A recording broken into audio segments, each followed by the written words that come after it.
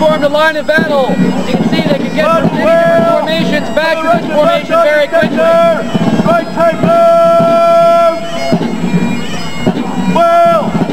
Of course, it was also important to change your direction without going through all that foot drill, so they can do what they're doing right now.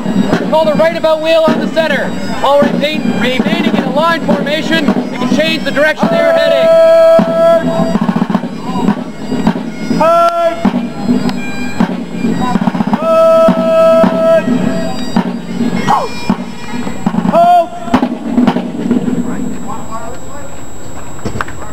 Squad will prepare for bayonet.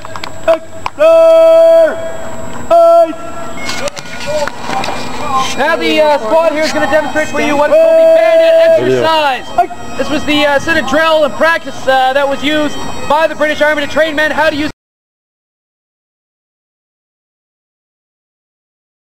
the bayonet, which is the edged weapon that fixes onto the end of the rifle.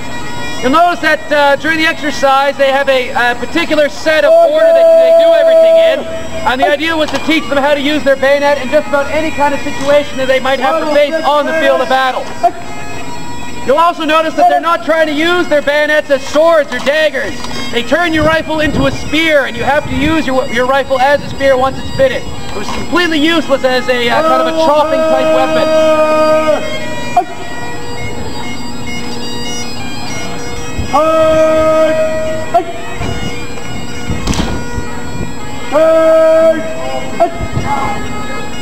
More forward if you exercise, and quick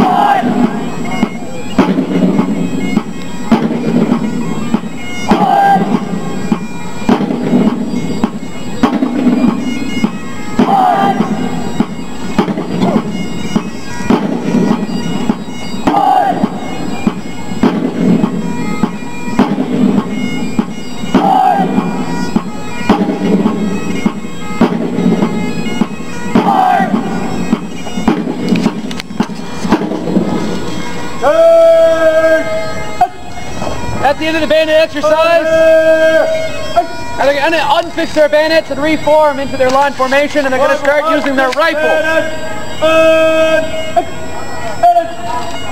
The rifles they have with them right now are called Snyder Enfield breech-loading rifles. As I said before, our time period is 1869 and 1871. The rifles that they are armed with were considered very modern at this time. They had a very high rate of fire and were extremely accurate. Should have been able to hit a target at up to 600 yards, even just for a normal enlisted man. They're also going to do different kinds of firing, such as what is called a volley fire, independent fire. As they're doing them, I'll explain to you what these different kind of firing patterns would have been used for on the battlefield.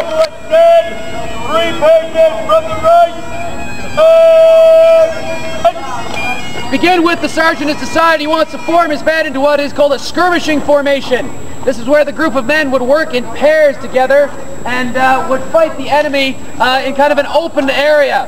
The idea was to disrupt an enemy formation as they approach like this, and usually skirmishers like this would be put out in front of your main line of battle to break up your enemy's formation as he advanced onto you.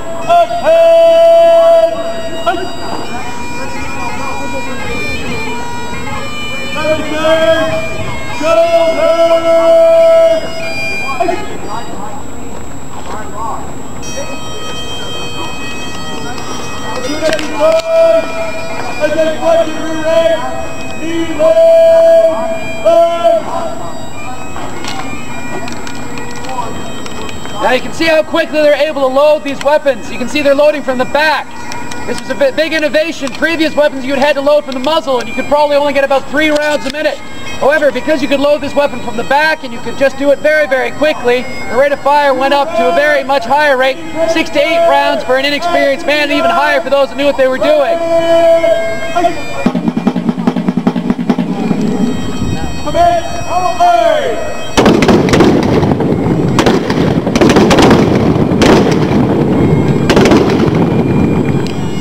This is independent fire. This can be used so each man can make the best use of his own marksmanship. He would pick a target, fire on it, reload his rifle, and then would present again and pick his next target.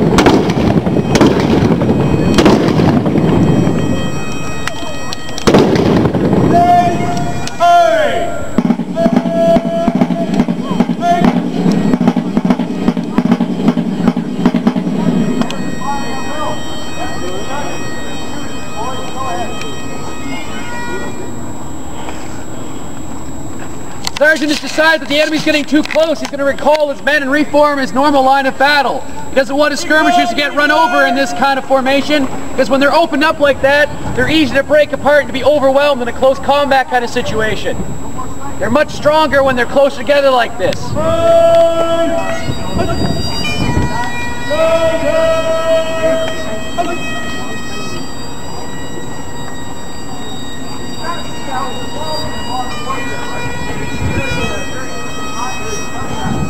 Independent fire from the right as a front right dealing, rear right standing, down 50 yards, right,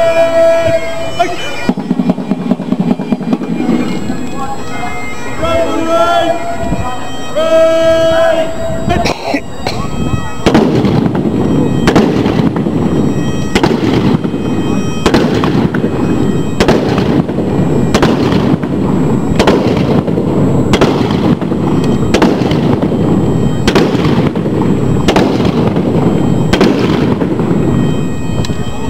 What you just saw was called an independent fire from the right.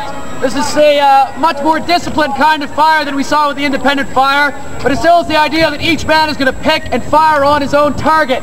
However, it allows the man in charge, in this case the sergeant at the rear of the squad, to keep track of what kind of ammunition expenditure is going on. Now that was a squad volley.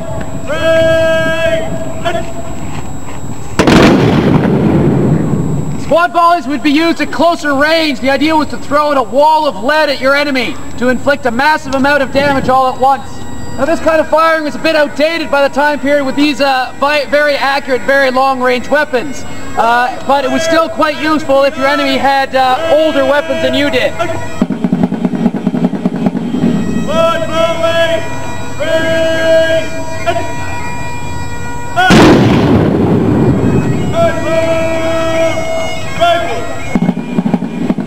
You can hear the drummer every time the sergeant's giving command. The drummer starts playing a call.